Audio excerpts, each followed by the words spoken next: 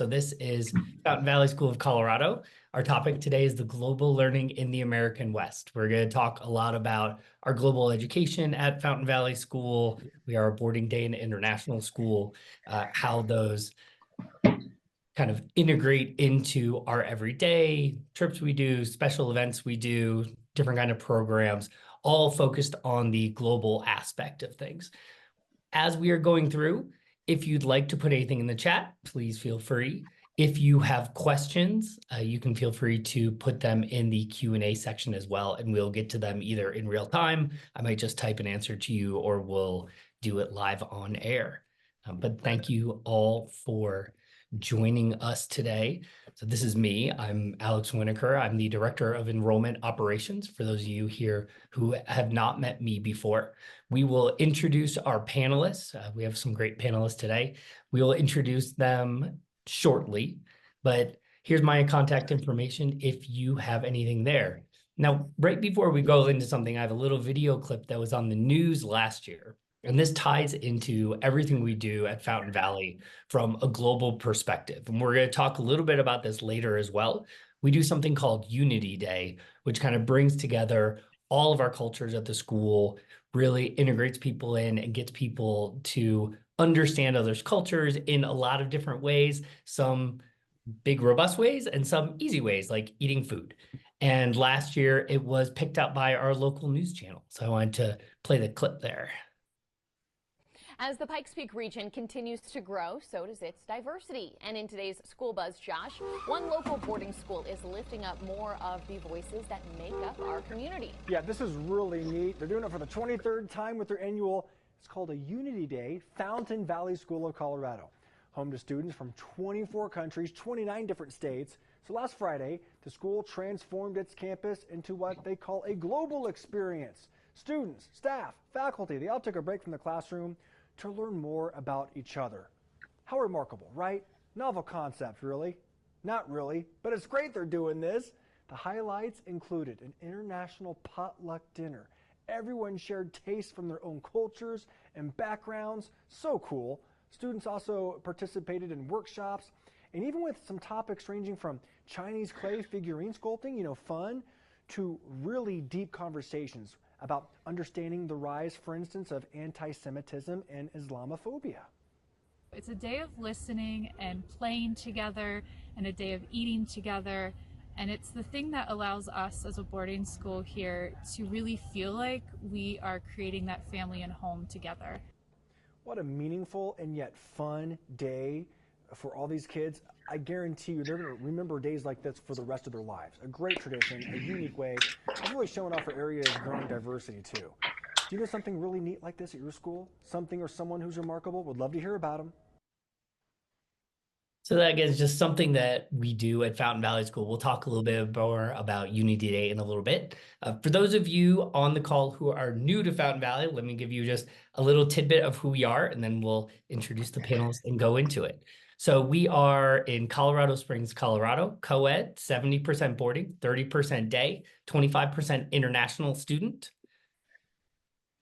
And here's really what we are about too. So we have an 1,100-acre campus. We have a 40-acre mountain campus, tons of buildings, hiking on campus, trails, all kinds of good stuff.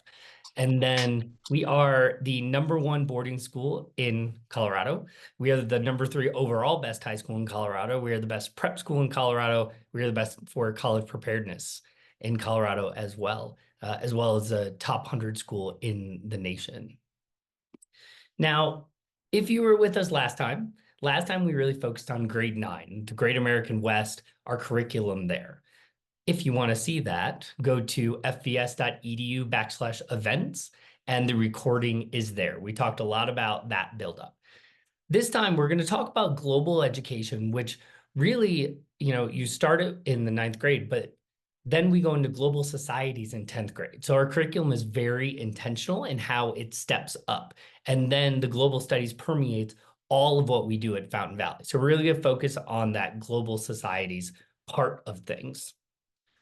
Like I said, we have a 1969 mountain campus donated by the class of 69, which is in Buena Vista, Colorado.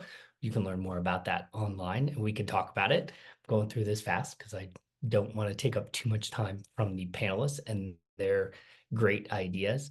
Our faculty, which are here today and you're going to hear from, are kind of at the core of everything we do. Make class fun, as Mason said there. He's a graduate who right now is at Texas A&M. And then focus really on our curriculum. So we're going to focus some on extracurriculars today, but a lot of it's going to be curriculum, programming, and how it all sort of ties into what exactly it is we do. So with that, let me stop sharing, and I'm going to introduce our panelists. So I'm just going to go around on the screen. I'll call you out by how I see you on my screen. If you could just let everyone know who you are, what your position is, how long you've been at Fountain Valley, and a little bit about your background just in private schools in general. So I'm going to start with Mr. Simon Walker. Can't hear you. Oh, you did the mute See, thing. I'm not the best Zoomer. I'm more of a meet kind of guy. My name's Simon Walker. I've been at the school for 14 years now, started my 14th. I've been in private boardings for 33 years. I've lived East Coast, West Coast, London as well. My current job is I run the Round Square program, which we'll hear a great deal more about, which provides international opportunities. I teach history, I coach soccer. I've spent 21 years in boarding. Very happy to be here. Welcome, everybody. Looking forward to this global conversation. Great, thanks. So next on my screen is Hayun. Hi, everyone. My name is Haiyun Lu. I have been teaching in independent schools for nearly 20 years. This is my first year at the Fountain Valley School. Very excited to join the community. I run two programs, 2.5 actually, International Student Program, Global Scholar Diploma Program, and a co-run capstone. I also teach ELL, so I'll be talking about all of this. Great, thanks. So Missy Alley. Good evening. My name is Missy Alley. I have been working at Fountain Valley School for 18 years now. I am in the World Languages Department. I teach Spanish here at Fountain Valley School. I am also the Director of Interim Programming. Interim is something that you will hear about in just a bit. It's something that makes Fountain Valley extremely special and unique. I coach the both girls and boys volleyball teams. And the majority of my career has been here at Fountain Valley School, and it's something that I'm extremely proud of. So welcome. Thank you. Dorothy Streel. Hi, I'm Dorothy Strel. I am Dean of Academics as well as the Director of the Academic Skills Center. Simon and I came in here at the same time, he from the East Coast, me from the West. I've been in education for almost 26 years, 18 of which have been at independent schools. And I am the proud parent of a 2013 grad who is now in his first year of residency in internal medicine. Very nice. And last but not least, Kira Walsh. Hi, everyone. My name's Kira Walsh, and I'm the Assistant Director of Admission. I am new to my role. However, I'm not new to Fountain Valley. I graduated from Fountain Valley as a 4-year student back in 2014. And the global perspective that I gained from my time at Fountain Valley has been intrinsic to my life ever since. So I believe strongly in this experience, and I'm looking forward to speaking with you. Great. Thanks. And thanks everybody for being here. We'll jump right in. So I want to start with Dorothy and Simon. So Dorothy, let's start with you. Can you explain a little bit about the 10th grade global learning construct and the impact that it's going to have on our students? I would love to do that, Alex. What I love about our 10th grade curriculum is that it gives students a broader perspective than wherever they may be from.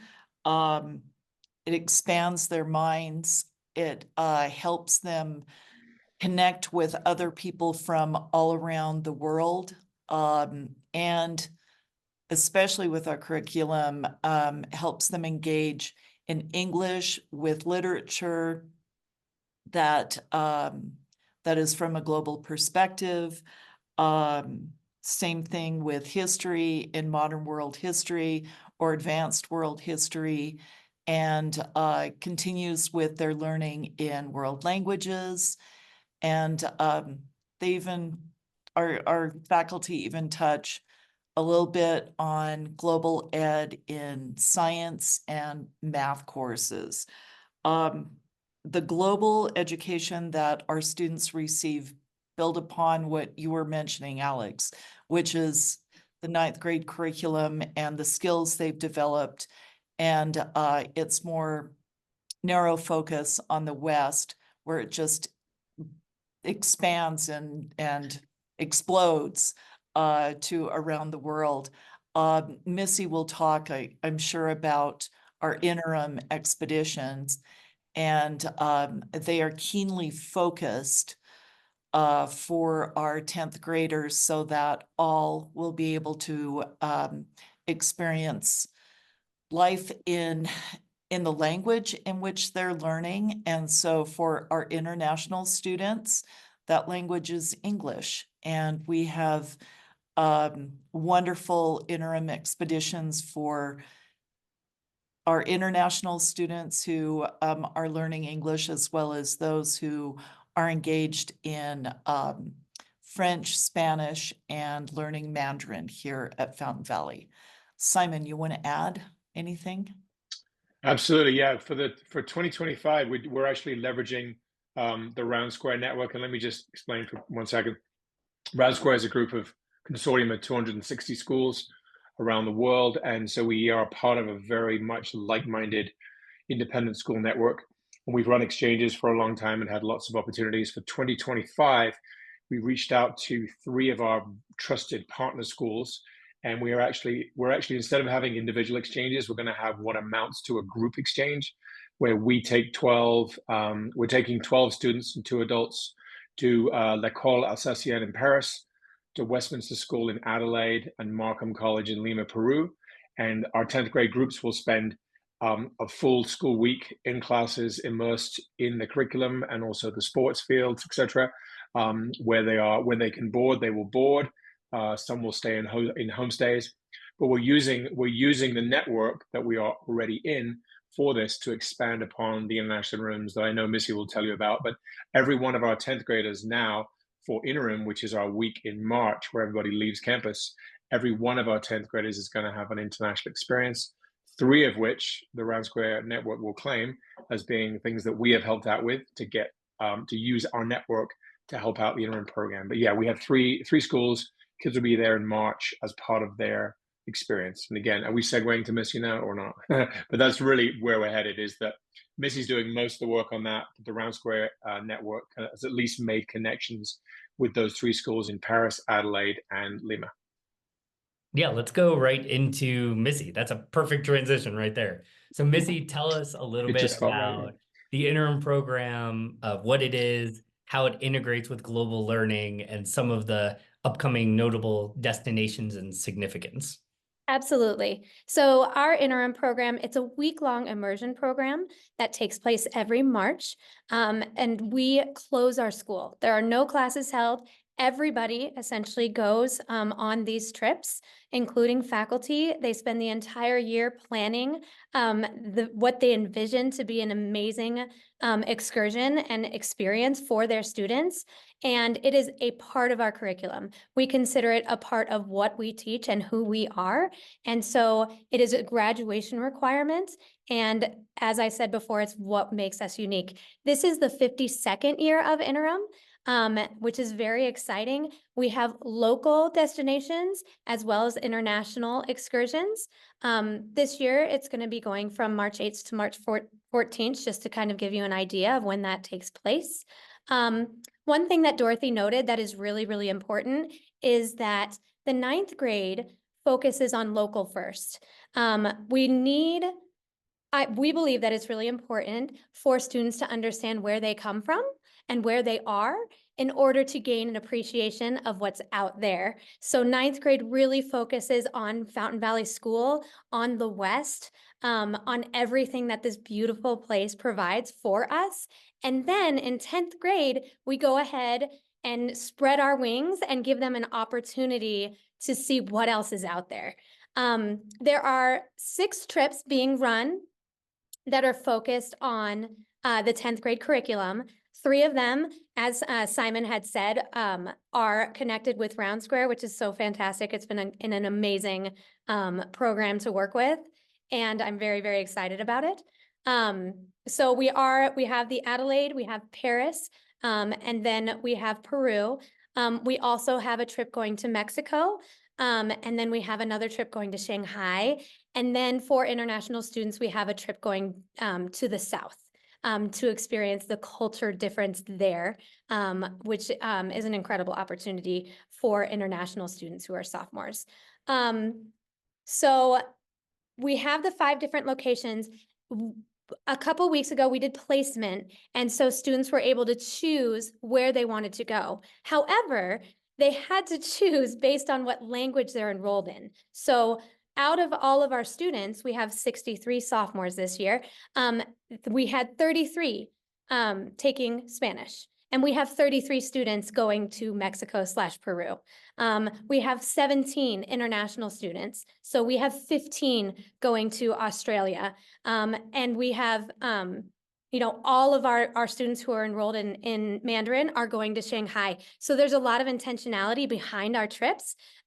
We want to provide them that opportunity. They sit in our classroom and they learn our language. Like I said, I'm a Spanish teacher. This is what I teach, and I get to give them real life context, which is my dream. It's absolutely what I love to do. And it just makes everything go full circle, and it's extremely rewarding. So for the 10th grade, we call it the 10th grade global experience. Everyone's excited. We have a ton of sophomores getting their passports for the first time. The enthusiasm behind it from parents as well as students is incredible. We've gotten so much support from our head of school to make this program happen, because we just see so much reward in it.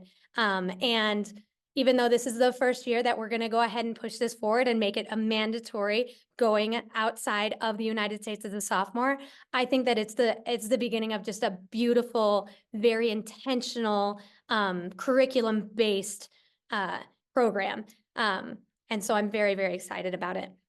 Now, for the 11th and 12th graders, they also have an opportunity to experience an array of different trips. There are 9 additional trips being planned by faculty, and 5 of those are international. They're not connected with the sophomore trips. The sophomore trips it's very intentional to provide like a school setting, to provide a very culturally and linguistic immersive experience. But we are offering a lot of experiences similar to that, or that go outside of the country and are local, for the 11th and 12th graders. So we're offering like a trip to Tanzania, and we're offering a trip to San Francisco to experience the Chinese American culture there. And so there are an array of different choices for all of our students, so that they can really experience life outside of Fountain Valley after being here and becoming a part of our community. Thanks, Missy. And Kira, no, you were a student at Fountain Valley. So do you want to tell a little bit about your experiences of your interim trips and just kind of like how they impacted you and what they meant to you? Sure. So I was fortunate enough to be a student here for 4 years. So I got to participate in 4 interims, 2 of which were international. So my junior year, I went with Missy Alley to Nicaragua on a service learning trip to a school where we taught and interacted with elementary students. And this was a full immersion trip. We're only supposed to speak in Spanish, and of course that happened. And so we were speaking amongst each other in Spanish. We were speaking in the school in Spanish. We were also participating in town life. So after school, we would go and eat in town and go to the square and hang out. And that was a really fun trip and a great way to practice my Spanish, which I took through senior year. And of course, you are, I think you're able to, if you're able to apply your language skills in person in an environment where that is what is being spoken to you, it holds you accountable to really practice. And it's a great skill to take away from Fountain Valley. And then my senior year, I went to Mexico on a sea kayaking trip, and it was not language immersion, but it had cultural immersion. And essentially, we were kayaking down the coast of Mexico, the Sea of Cortez, and spending time on either end of our kayaking trip in Loreto, which is a wonderful beach town, very sleepy. Of course, we were able to take the language immersion that we had already had to this trip, and we went shopping in the market. We hung out in the plaza. We went to the beach. So I also loved that trip. It was wonderful. But interim is the highlight of the year. Everyone looks forward to interim. And it was very meaningful to me because I think it's the most memorable week of the year. You're with all your peers. You're getting to know people that you aren't necessarily in the same classes as. So it's a new opportunity to get to know other people that you wouldn't be crossing paths with on a daily basis. It was also an opportunity for me to get to know faculty that I didn't take classes from or hadn't taken classes from. So yeah, it's a great experience. Yeah, it's definitely a unique aspect. Thank you, Kara, for sharing some of what you experienced as a student, and now that you're here as an employee. So it's good that you can be able to parlay that in together. Now, before we were talking about interim, Simon was talking a little bit about Round Square. So I want you to expand on that a little bit, really let people know exactly what Round Square is and the opportunities that are there both for students and for faculty and staff in terms of exchange programs.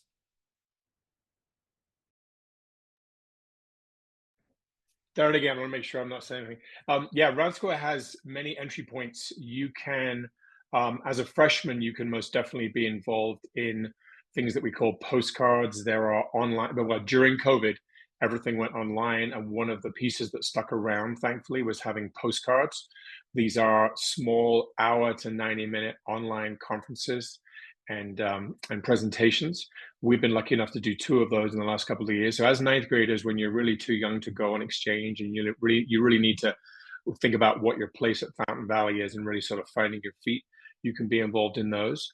Our exchanges really happen in 10th grade. And we have a number of very trusted schools around the world that we work with. And really, this is about going from being a tourist to being a traveler and really immersing yourself not only in a country and their culture, usually with a homestay, sometimes boarding, but students will essentially be enrolled in another school on another continent for up to 6 weeks. And they are taking classes, they have an advisor, they are playing sports, and they really get a chance to find out what it's like in another culture of being a student. And we take in we have 5 students here between January and February. The schools that we work with are from Peru, Cape Town, South Africa. We have a number in Australia. We had one from Germany last year. I have inquiries that I'm working on right now for 2026. We have a fantastic school from India, the Dune School, that they'd really like to try to work with us again. And I have one school from Chile, Craig House, who I'm always trying to expand our network, but it is very much student driven. If students really have their hearts set on going to Australia, we can make that work. We have a school in Sydney, one in Perth, one in Adelaide, and one in Tasmania. So that's the exchanges part. And again, and our students then go on the reciprocal leg of that in our summer. So it's 6 weeks to host and then 6 weeks to go. And it's a very popular program. And we definitely have a very strong reputation in there in that program. And we have some fantastic kids coming to us. And it really enriches our program, having kids from other parts of the world who can definitely help us learn about their particular cultures. And then a number of other areas, as you mentioned. We are lucky enough to have teachers come to see us. We have had two teachers go out on exchange, and we've had 3 of ours now going out. And what that is, that's really a 2-week immersion into another school. Missy went to Markham College in Lima last summer. I went to Scotch College in Perth, Australia 4 or 5 years ago, lived in the dorm, did dorm duty, taught a little bit. It was mainly observation for me. That was the first time we did it, but that's a fantastic opportunity. I heard from Markham today in Lima, they'd actually like to have one of our teachers go down there next summer, that's hot off the presses. I'm also working with a school from another school in South Africa on seeing if we can get one of their art teachers to be here in January, February. So the faculty can be involved as well.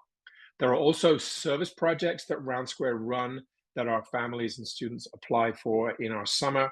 We had 3 students went to Thailand last summer. That's a 3-week in the bush, no cell phone immersion where they are building something. They're either building homes. We've had kids build a library in a town. We've had students build an entire irrigation system. So very rewarding, very much get your hands dirty. Hard work, very hard work. I'm going to have our 3 students do a presentation to the community in the next few months, and they're pretty blown away by the level of reward, but also the level of pure hard labor. They were fantastic. They had a wonderful time. We've also been to Ecuador, to Borneo, and Morocco in those. We're eagerly waiting to see where it's going to be for next summer. As I mentioned, there's also the interims that we spoke about. We also have opportunities. We have a number of schools in the world. One very good partner in Tanzania who like to have our students who recently graduated go there for gap years. We have one school in Tanzania who's currently, I think they've had 3 of our students. And this is really for kids, once they've graduated, they are free agents. And so they really apply to the head of school and the administration in that school, and they get accepted. They sign a contract and they rake real money, and they get to actually be a teacher, be kind of like a TA, living in the dorm, working with the students. We had a student here a couple of years ago who coached the soccer team and was co-directing a play, in addition, I think, to teaching English. And so we have incredible opportunities like that. We're always looking for more of those. Long run, my long-term dream is for us to actually have students like that on our campus. We will see how that goes. And then the final piece that we have is there are global conferences. Dorothy and I came back from Colombia a few weeks ago. We took 5 students with us, all immersive experience. We were hiking in the Andes. We were doing pretty meaningful service work for about 6-7 days. And they also got to stay in homestays for 2 nights. And we've been to cities there such as Cape Town, Ottawa, London, Los Angeles, Charlotte. We've been to many, many, many places, Lima as well, for those conferences. So really, long story short, Round Square is an organization that we are a member of. We get to work with these like-minded private schools. There are entry points for freshmen all the way through senior, also for faculty. And now the most exciting part, as Missy said, is that we can now use the Round Square network to benefit our other programs. And it's such a fluid situation. I mean, I'm always getting inquiries from people who would like to work with us, either at the exchange level or interim level, or just collaborations. And there's also the opportunity for academic collaborations, which we're trying to work on now, kind of dip our toe into that to see if we can actually get academic classes working together. There's always a challenge with the time zones. But again, with COVID and everything, I think we're getting used to the whole electronic interaction. But that's Round Square. It's always growing. It's always exciting. I will have updates if people would like to check in a few months. And we're also the only Round Square school in Colorado. So we're the only one, to my knowledge. We're the only high school from Chicago to California. There you go. So we really do. There may be one in St. Louis now, but that's kind of far away. Yeah, we really are on an island, and that's why one of the reasons why people really like to come to us, because we are the Rocky Mountain winter experience if you come on exchange. That's great. Thanks, Simon.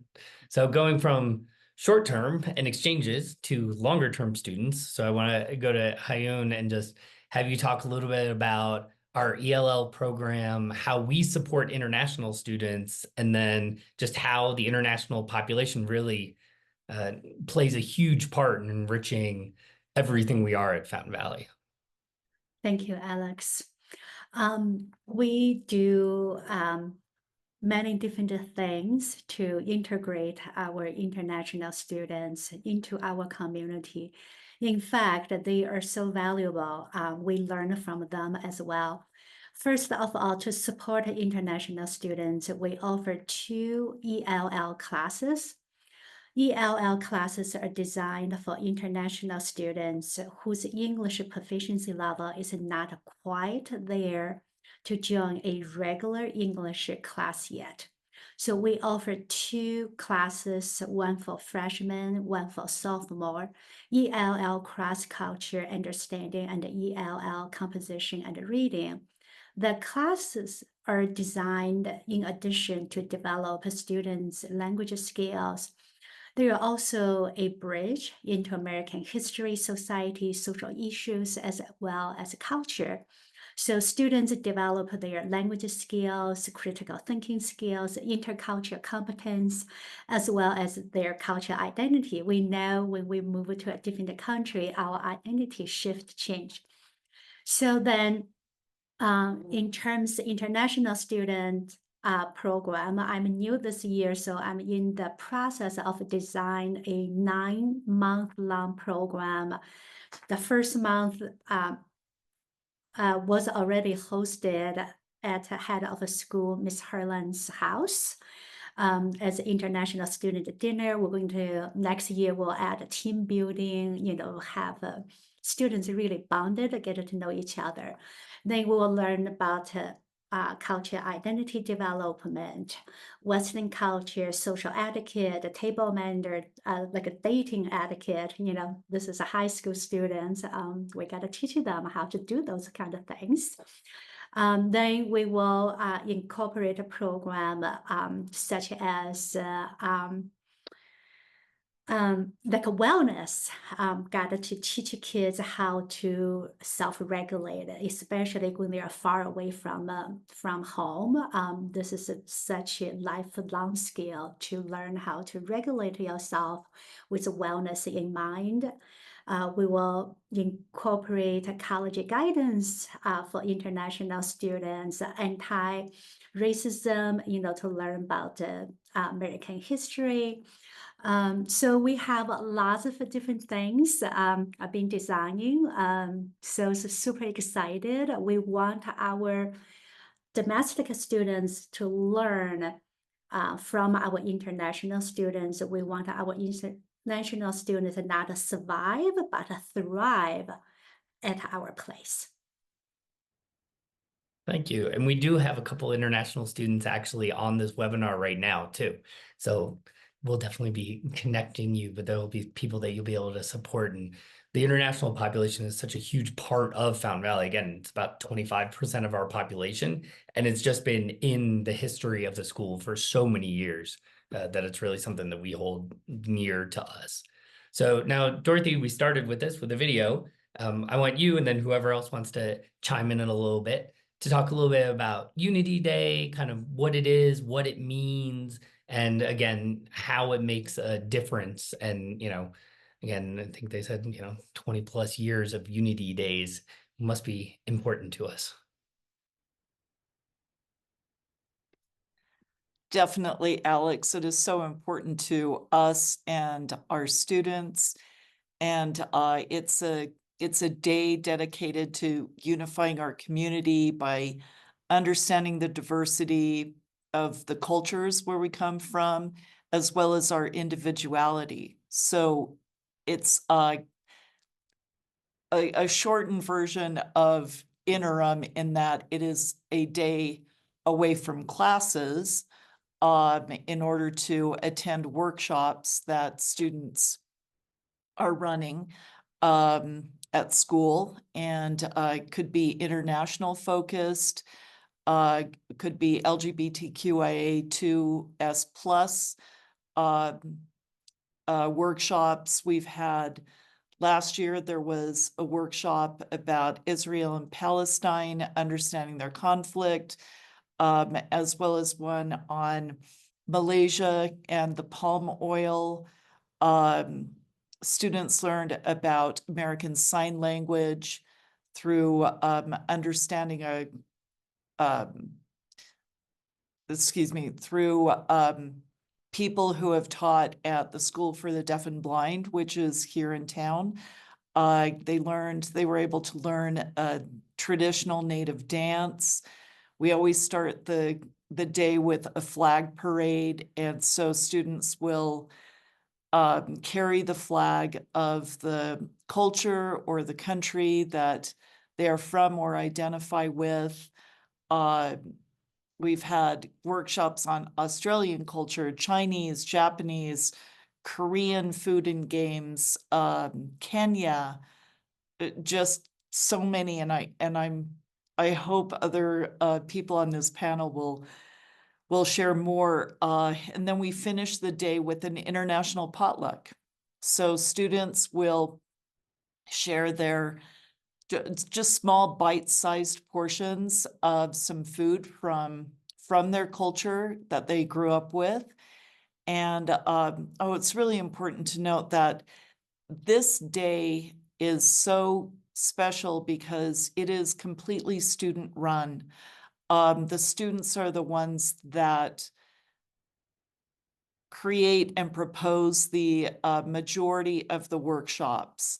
And so students are learning, and we as faculty are learning from students about their cultures, about their identities. And it's a celebratory day that helps us come together with all of our diversity, and it brings us together.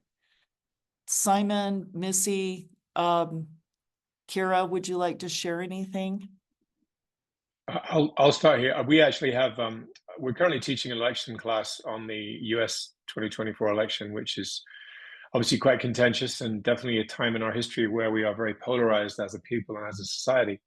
And so what we are going to do, four of the students from the two classes are going to run a workshop based around the concept of polarization. We're going to be asking students to assess where they are politically.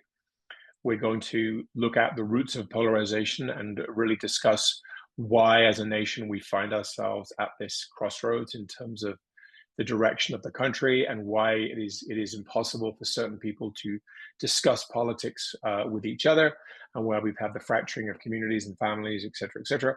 So we're really going to dive into those issues, looking through the lens of trying to be as bipartisan as possible. That's an example of one that we're going to do. One that I used to do, though, was actually, speaking of Round Square, was with we used to do this in January, early February, and it was with our current hosted 5 Round Square students from around the world. We wanted them to actually discuss what their journey was in terms of why they chose to do an exchange, what their process was, what their reasons were for leaving their summer vacation. Let's face it, it was Southern Hemisphere kids in January and February. So they were leaving the wonderful warm weather of wherever they came from to be in cold, albeit blue sky Colorado in the middle of the winter, and why. And so it was a really unique opportunity for them to share their journey and their cultures and really give a lot of exposure to the norms in their country. And those were fantastic. So those are just 2 examples of Unity Day workshops that I have been involved in that I thought were fabulous for the students.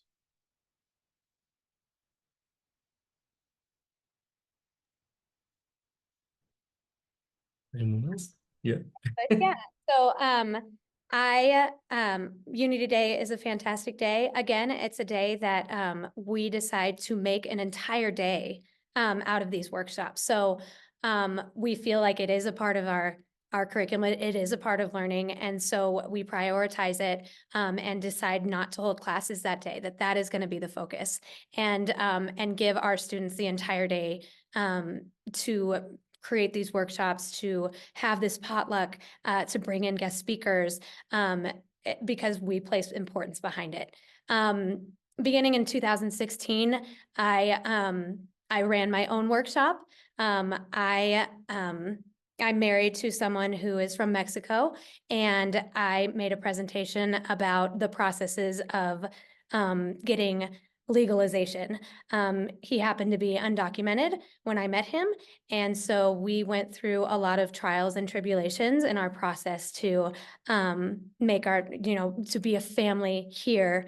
And so I think another important part is the students share a lot of themselves and who they are, and faculty do as well. And it just brings us together even more. It just makes us more of this special community from all over the world. And somehow we just blend into this beautiful fabric because we are willing to share and because Fountain Valley gives us that opportunity. I've never seen a school that gives that opportunity where we can share a piece of who we are, a piece of where we come from, and then just kind of drop it off in the community and add to it. So it's a very, very special day, and I'm very grateful for it.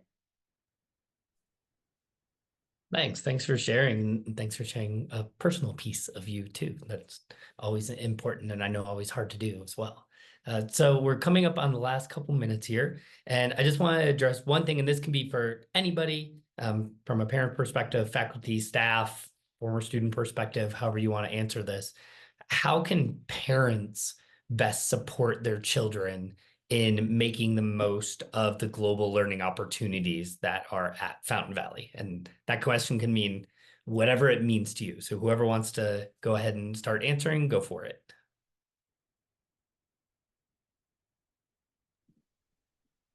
I would say, for the point of view of my program again, is that allow your students to get on a plane and go somewhere and feel okay about it. And I mean, especially from the exchange point of view, obviously with now the 10th grade interims, that's a conversation that's happening earlier anyway.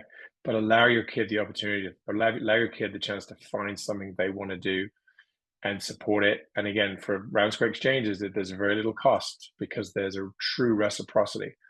But you need to, something like a visa cost or an airplane. But regardless of that, allow your kid the chance to really do this, and just know that we have very trusted partners around the world in terms of our interims and also our round square program, and just really allow your kid to grow wings, I suppose is what I'm looking for. Allow them to fly, because they will find opportunities, and all they need is the green light from you and they will go.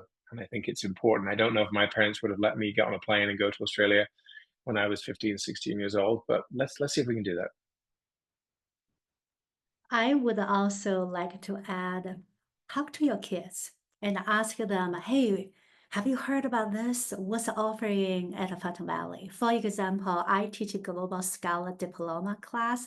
This is a year-long research driven class. So in the class, students individually, they identify a global issue. They feel really passionate about it. They take a deep dive, and then they do research and find the problem cause, and then they figuring out what is the community application. How do I address this issue? How do I solve the problem? So I often in my class, I tell the students, you are not just developing your skill as a global scholar, you are also developing your intercultural competence, your understanding, you are ambassadors among cultures. For example, like today, I took a student to CC, Colorado College, I think that's called, right, CC. So there was an amazing talk about he works for the State Department information analyst, and his topic was 10 things I wish to tell the next U.S. administration about Africa. He dismantled so much misperceptions, misunderstandings, stereotype, and then they shared such valuable information. My students were just so engaged. They kept raising their hands and asking questions. Those are the opportunity. More we understand, Martin Luther King has said, if we know everyone's story, we will fall in love with that person. If we know about every culture, every country, there will be peace, there won't be war. So that's our aim. Thank you. That's great. That's fantastic. And it's great that you're taking the little trips, because that was something I was thinking too, is that we not only take these big trips, but we take a lot of small trips throughout the year as well, take whole classes, take whole grade levels. But thank you all to the panelists. As I wrap this up here, this has been fantastic. I wish we made this longer, actually, because I could keep listening. I always learn stuff too, which is always fantastic. And since this is a admissions webinar, I'll do one quick plug for application process. So for those of you who are on the call who have not yet started the application process, there's a bunch of different ways. We have an internal application, which is at fvs.edu/apply. So you can get in right through there. Deadlines, early action deadline is December 15th. Sounds far away. It's only 2 months away. Yeah, the holidays are coming.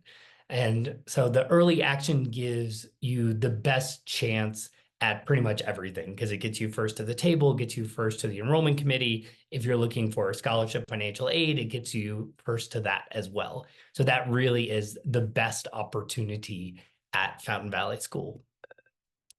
As for the next webinar, so our next webinar is November 21st, which is still before that early action deadline. And it's going to be applying to a boarding private school. So this is not just going to be about Fountain Valley. It's going to be about how do you apply? What's the process look like? How do you prepare for interviews? How do you write your essays? Everything like that. Obviously, we in the admissions office work one-on-one with our students to help out, but this kind of gives you a global perspective. We are under no notions that you only apply to us. If we are your perfect school and you only want to apply to us, that is fantastic. But we know you might be looking at other schools as well, and we want to try to help you get the most out of that. So thank you all for attending. Thank you for your time tonight, your 45 minutes or so. We really appreciate it. Feel free to reach out to us at any time with questions. And thank you again to the panel. Have a great night.